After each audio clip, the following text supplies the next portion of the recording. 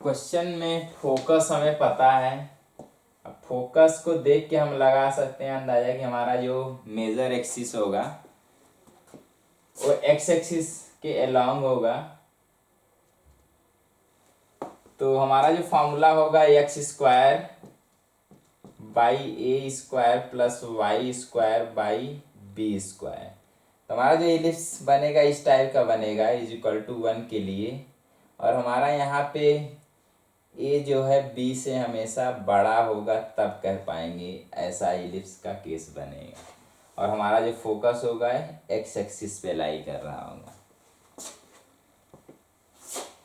फिर हम कंपेयर करेंगे हमारे जो फोकस के पॉइंट हैं उससे अगर कंपेयर करें तो ए ई की वैल्यू जो होगा वो 4 के बराबर होगा। और इसी केस में हमारे जो वर्टेक्स होते हैं वो a,0 और -a,0 होते हैं। तो वहाँ से अगर कंपेयर किया जाए तो a की वैल्यू 5 होगा। तो ए इज इक्वल टू 4 है तो e is equal to 4/a हो जाएगा। a की वैल्यू पुट कर लेंगे तो e की वैल्यू हमें मिल जाएगी। इस इक्वेशन का यूज करेंगे इलिप्स के इस वाले इक्वेशन के फॉर्म के लिए। हमारा जो एसेंट्रिसिटी का फॉर्मूला होता है ये होता है। तो यहाँ पे हम e की वैल्यू और a की वैल्यू पुट करके b स्क्वायर की वैल्यू या b की वैल्यू सॉल्व कर लेंगे। तो यहाँ पे करके जब सॉल्व करेंगे तो b की वैल्यू हम यहाँ पे सॉल्व किए b की वैल्यू 9 की b स्क्वायर की वैल्यू 9 आई है। तो b की वैल्यू निकालते हैं यहाँ पे हमारा 3 आता है। तो इक्वेशन हमारा ऐसे लिखा जाता है।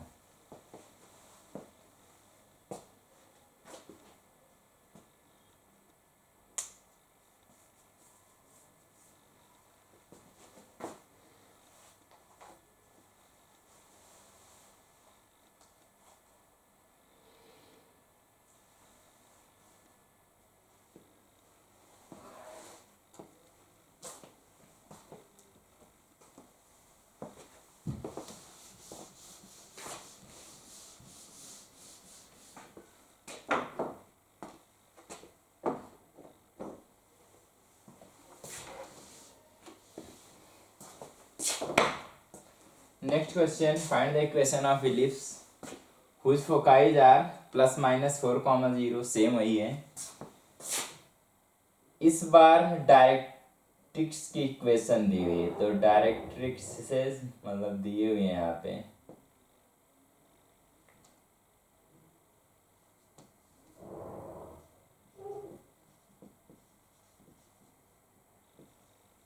तो डायरेक्ट्रिक्स जो दिए हुए हैं वो x इज इक्वल टू ±9। तो डायरेक्ट्रिक्स जो है ±9 के बराबर है। यानी एक जो डायरेक्ट्रिक्स है उसकी इक्वेशन है x इज इक्वल टू 9 और जो दूसरी है उसकी इक्वेशन है x इज इक्वल टू -9।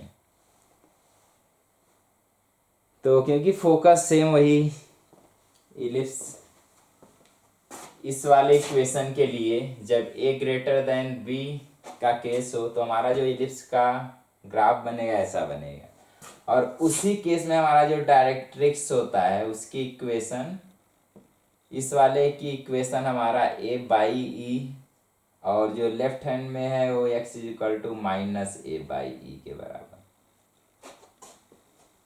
तो डायरेक्ट्रिक्स की इक्वेशन दोनों को एक साथ जब लिखेंगे +-a/e।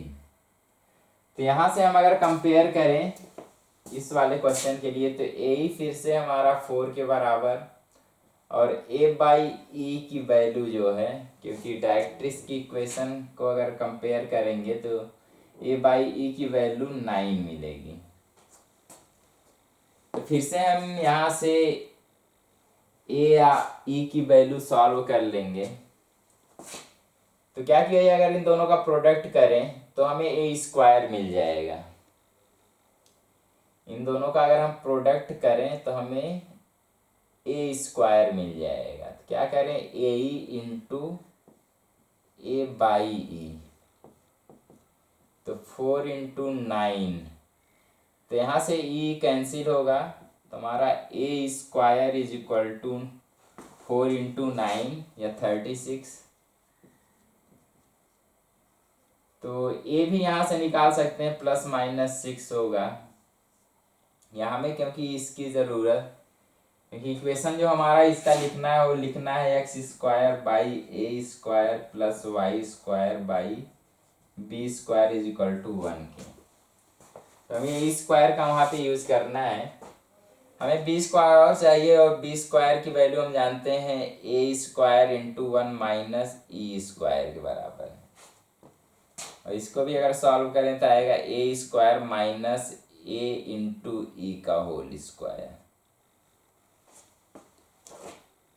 तो यहाँ से क्योंकि हमारे पास ए स्क्वायर भी है और ए भी गिवन है, तो यूज करेंगे ए हमारा ए स्क्वायर दिया 36 माइनस ए दिया हुआ है 4, तो 4 का स्क्वायर, तो यहाँ पे 16 होगा। 36 में से 16 हम सब्ट्रैक्ट करेंगे तो 20, तो बी स्क्वायर हमारा 20 हो जाएगा। तो ए स्क्वायर 36, बी स्क्वायर 20, तो इक्वेशन हमारा x square by 36 plus y square by 20 is equal to 1। तो ये हमारा आंसर हो जाएगा क्वेश्चन के लिए।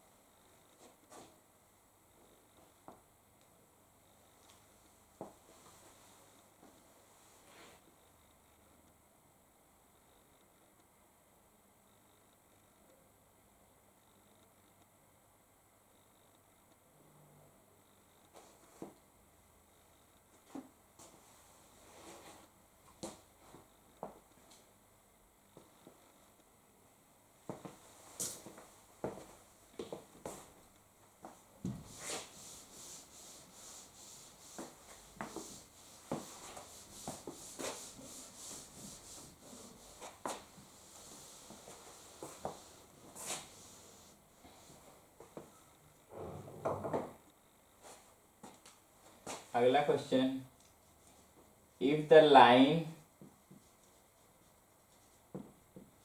y is equal to 2x plus c is a tangent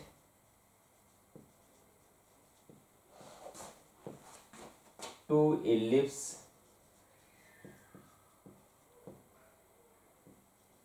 x square by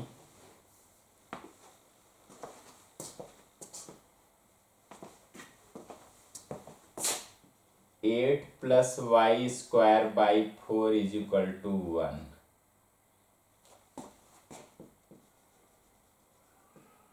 then value of c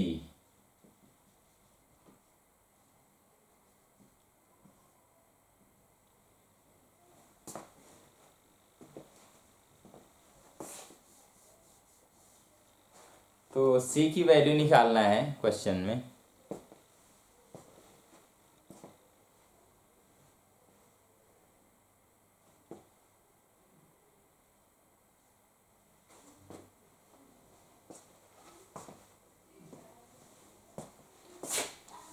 Then find the value of c.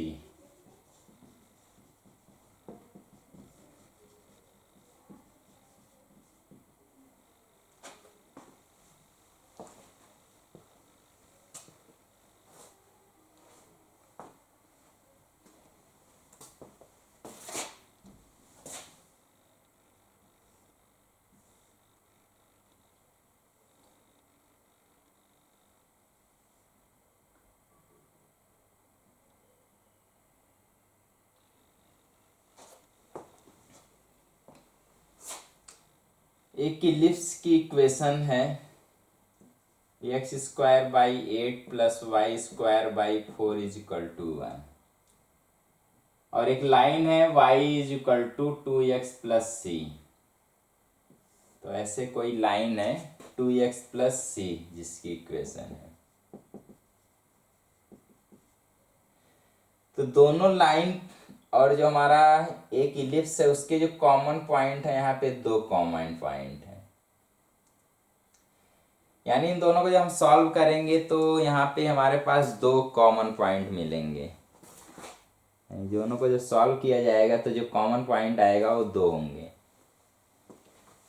तो इन दोनों को सॉल्व करने के लिए हम क्या करेंगे, अगर x को y को हम इस वाले y से रिप्लेस कर दें, यानी 2x प्लस सी यहाँ पे पुट कर लें, तो देखेंगे कि x में क्वाड्रेटिक बनेगा। तो जब भी x में एक क्वाड्रेटिक इक्वेशन बनेगा तो इस क्वाड्रेटिक इक्वेशन को सॉल्व जब करेंगे तो क्वाड्रेटिक इक्वेशन को सॉल्व करने पे x की दो वैल्यू मिलेंगे अगर लाइन इलिप्स को दो डिस्टिंक्ट पॉइंट पे इंटरसेक्ट कर रही होगी। अगर लाइन किसी एक पॉइंट से बस होके जा रही है तो कह पाएंगे हमारा एक ही पॉइंट कॉमन होगा। तो इस केस में इस इक्वेशन के इक्वल रूट होंगे। जो क्वाड्रेटिक इक्वेशन है जब टेंजेंट होगा तो इक्वल रूट होंगे, जब सेकेंड होगा तो उसके दो डिस्टिंक्ट रूट होंगे, और अगर कोई रियल रूट ना हुआ तो लाइन कहीं भी इलिप्स को इंटरसेक्ट नहीं करेगी। तो क्योंकि इस केस में हमारा जो लाइन है टेंजेंट दिया हुआ है, यानी जब हम इस इक्वेशन के लिए रूट निकालेंगे तो x की यहाँ पे वैल्यू के बजाय एक ही वैल्यू आएगी। तो कह पाएंगे जो हमारा क्वाड्रेटिक इक्वेशन होगा यानी उसके रूट्स इक्वल होंगे। तो दोनों इक्वेशन को सॉल्व करेंगे, यानी हम इलिप्स और लाइन की इक्वेशन को सॉल्व कर रहे हैं। तो x square by 8 plus y के जगह पे हम पुट करेंगे 2x प्लस सी, इसका whole square by 4 is equal to 1। पूरे इक्वेशन को 8 से मल्टीप्लाई अगर कर दें तो एक्स स्क्वायर प्लस यहाँ पे 2 से मल्टीप्लाई होगा, और इसका होल स्क्वायर करेंगे तो 2x का होल स्क्वायर 4x स्क्वायर प्लस सी स्क्वायर, प्लस इन दोनों को मल्टीप्लाई करने के बाद 2 से मल्टीप्लाई करेंगे, यानी 2 इंटू 2x इंटू सी, तो 4c into x is equal to, क्योंकि पूरे इक्वेशन को 8 से डिवाइड मल्टीप्लाई किए थे तो 1 में भी मल्टीप्लाई होके यहाँ पे हमारा 8। नेक्स्ट हम पहले अगर एक्स स्क्वायर का टर्म देखें तो एक यहाँ पे है और एक यहाँ पे, तो यहाँ पे 8x square plus 1x square, तो हमारे पास 9x स्क्वायर। x का टर्म देखें तो यहाँ पे केवल है, तो इसको जब इससे मल्टीप्लाई करेंगे -8c इंटू एक्स, और फिर कांस्टेंट टर्म पे आएंगे तो हमारे पास 2 इंटू सी स्क्वायर माइनस 8 को इस तरफ ले आएंगे इज इक्वल टू 0। तो हमारे पास एक क्वाड्रेटिक एक्स में मिल रहा है। क्योंकि हम सॉल्व करने पे देख रहे हैं कि कॉमन पॉइंट एक ही है, तो इसके लिए जब x के लिए जब सॉल्व करेंगे तो x की एक ही वैल्यू आनी है। तो अगर एक वैल्यू आनी है तो यहाँ से केस बनेगा कि इसके जो रूट इक्वल होंगे। रूट अगर इक्वल है तो डिस्क्रिमिनेंट 0 होगा। डिस्क्रिमिनेंट क्या होता है, a x square plus b x plus c is equal to 0 के लिए, जब जो कि क्वाड्रेटिक इक्वेशन है, तो बी स्क्वायर माइनस 4ac ये हमारा डिस्क्रिमिनेंट होता है डी के बराबर। तो इसकी वैल्यू इस केस में 0 होगी। तो यहाँ से हम देखेंगे तो हमारा जो b है -8 के बराबर, तो -8 का होल स्क्वायर 8c का होल स्क्वायर, तो -8c का होल स्क्वायर माइनस 4 ये हमारा कंपेयर करेंगे तो 9, और जो कांस्टेंट है हमारा c के कंपेरिजन में लाएंगे तो हमारा 2c स्क्वायर माइनस 8 ये हमारा 0 के बराबर होगा। तो यहाँ से हम c की वैल्यू निकालेंगे, तो सॉल्व करेंगे 8 इंटू 8 64c स्क्वायर। यहाँ पे उस साइड ले जाएंगे तो माइनस जो प्लस हो जाएगा, 4 into 9 into 2c square minus 8, 4 से कैंसिल कर सकते हैं, तुम्हारा 16c²,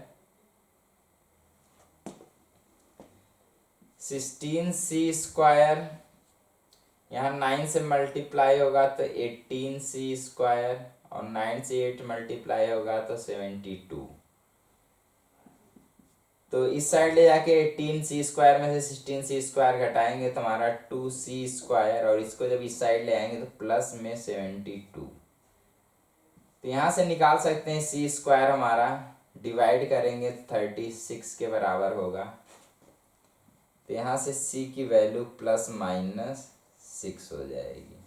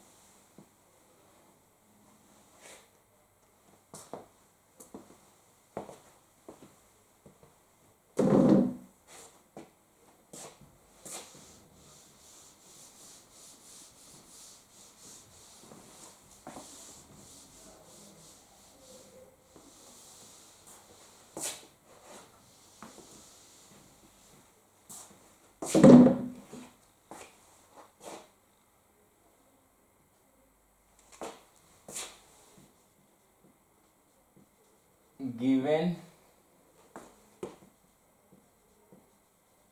equation of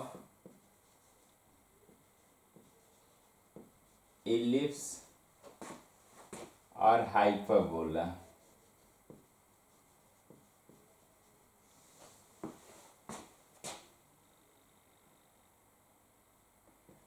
तो x² by a² plus y² by a² into 1 minus e² is equal to 1। ये हम लोग दोनों के इक्वेशन के लिए पैरा इलिप्स एंड हाइपरबोला के लिए सेम इक्वेशन देखे थे। तो हमारा जो इक्वेशन होगा हाइपरबोला और इलिप्स का एक साथ अगर लिखें,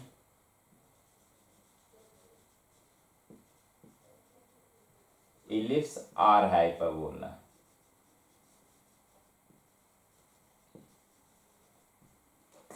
तो x² by a² plus y² by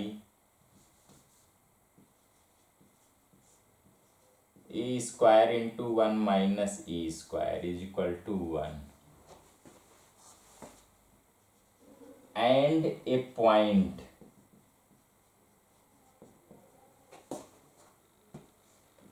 x1, y1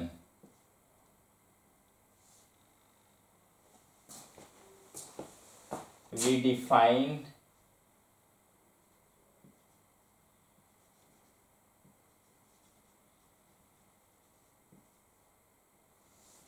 यहाँ पे डिफाइन करेंगे, s डिफाइन करेंगे, s हमारा होगा equal x² by a² plus y² by a² into 1 minus e² is -1। तो यस हम डिफाइन करेंगे, 1 को हम लेफ्ट हैंड साइड ले आएंगे, जो भी एक्सप्रेशन 0 के बराबर आएगा उसको हम यस डिफाइन करेंगे। इस एक्सप्रेशन में हम पुट करेंगे पॉइंट x1, y1, उसको हम s1 डिफाइन करेंगे। तो हमारा s1 आएगा x1 का square by a² plus y one का square by a square into one minus e square minus one. उसके बाद हम टी डिफाइन करेंगे। टी हमारा होगा, तो x को हम रिप्लेस करेंगे x1 इंटू एक्स से divided by a square, plus y square को हम रिप्लेस करेंगे y1 इंटू वाई से upon a square into one minus e square और माइनस वन। तो सेम जैसे हम लोग पैराबोला और सर्कल के लिए किए थे, सेम वही केस करना है। हम यस डिफाइन करेंगे, s1 डिफाइन करेंगे, एक टी डिफाइन करेंगे। फिर पहला case, if s1 is greater than 0, तो इस केस में पॉइंट हमारा जो है x1 कॉमा y1 जो होगा वो लाई करेगा आउटसाइड ऑफ इलिप्स या hyperbola.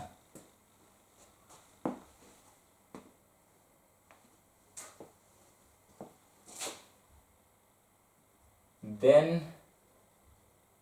point x1 comma y1 lie outside of ellipse or hyperbola, क्योंकि यहाँ पे हाइपरबोला और इलिप्स दोनों के लिए काम किया जा रहा है। क्योंकि इसके जगह पे अगर हम बी स्क्वायर रखेंगे, जब हमारा ई 1 से कम होगा तो इस केस में इलिप्स को रिप्रेजेंट करेगा। इसी के यहाँ पे जब हम माइनस बी स्क्वायर रखेंगे, वो भी तब रखें जब ई की वैल्यू 1 से बड़ी होगी, क्योंकि वहाँ पे नेगेटिव टर्म एक आ रहा होगा, तो उस केस में हाइपरबोला को रिप्रेजेंट करेगा। तो ये दो इक्वेशन जो है दोनों को इस समय रिप्रेजेंट कर रहा है। तो कह पाएंगे जो हमारा पॉइंट होगा, अब जो भी चीज़ यहाँ पे रिप्रेजेंट हो रहा होगा उसके अंदर या बाहर होगा।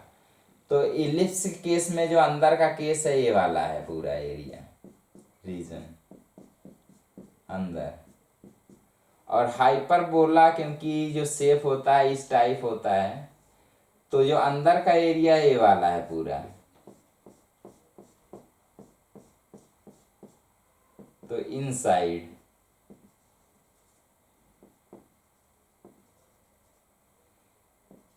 ये भी हमारा इलिप्स में इनसाइड है। तो ये सब बाहर वाले साइड हैं। तो इनसाइड इलिप्स के अंदर वाला ये वाला पोर्शन माना जाता है। हाइपरबोला के केस में अंदर का पोर्शन नहीं माना जाए।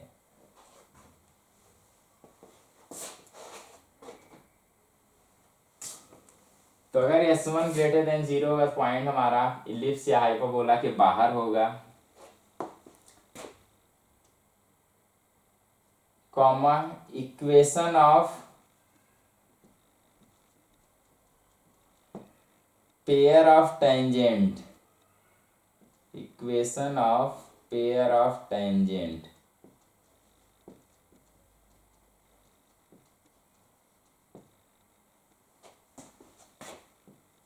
drawn to कोनिक, जो भी होगा इलिप्स या हाइपरबोला, कोनिक इलिप्स या hyperbola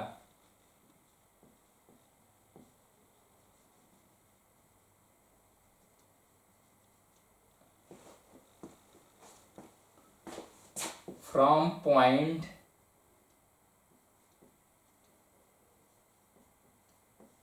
x1 comma y1 is T square is equal to s1 into S. तो कोई अगर बाहर हमारा पॉइंट है तो यहाँ से जो भी दो टेंजेंट ड्रॉ होगा,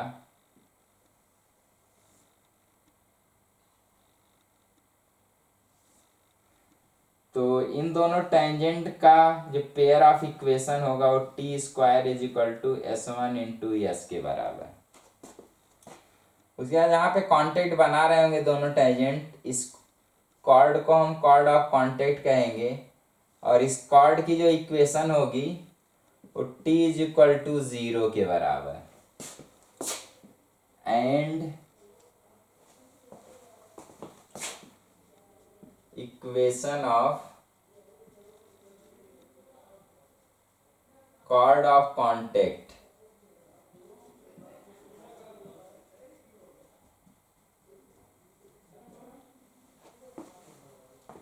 तो किसके बराबर होगी, is T is equal to 0 के।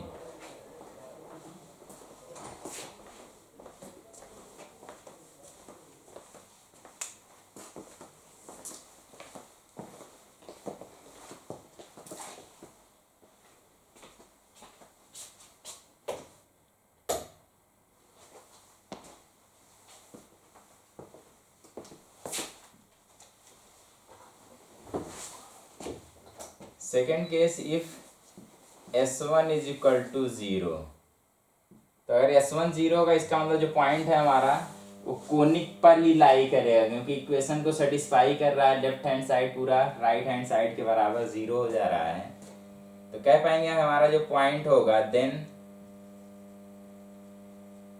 Point x1, y1 lie on the conic.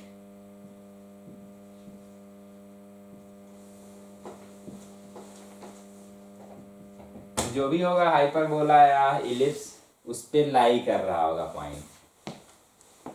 तो इस केस में हम कह पाएंगे जो टेंजेंट उस पॉइंट पे ड्रॉ होगा then and equation of tangent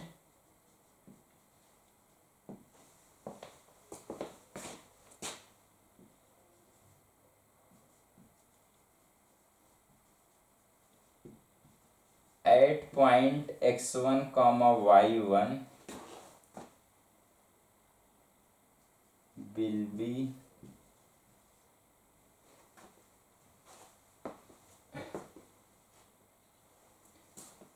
तो पॉइंट अगर हमारा कोनिक पर लाई कर रहा है, मान लो हाइपरबोला हमारा केस है, तो इस पे जब जो भी टेंजेंट ड्रॉ होगा उसकी इक्वेशन जो होगी t इज इक्वल टू 0 से रिप्रेजेंट होगी।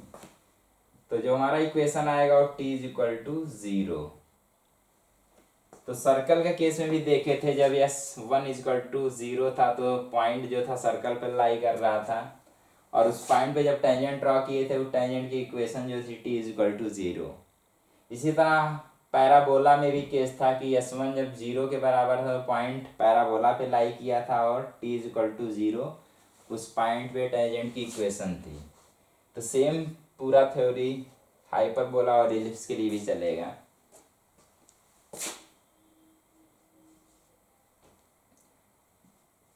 Third, if S1 is less than 0, तो पॉइंट हमारा जो होगा कोनिक के अंदर लाई करेगा। Then point x1, y1 lie inside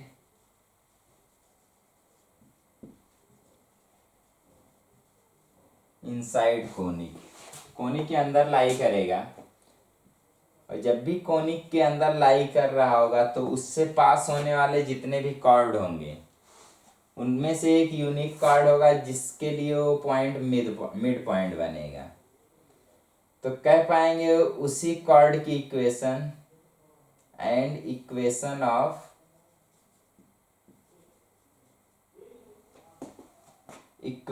of chord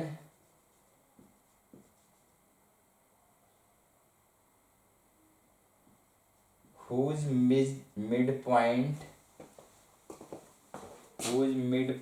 is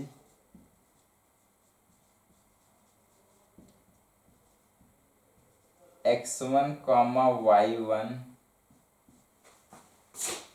is given by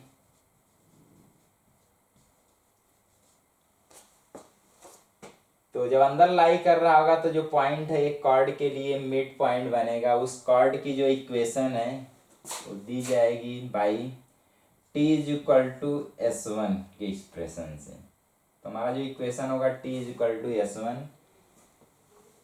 ये उस वाले कॉर्ड की इक्वेशन होगी जिसके लिए मिड पॉइंट x1, y1 हमारा होगा।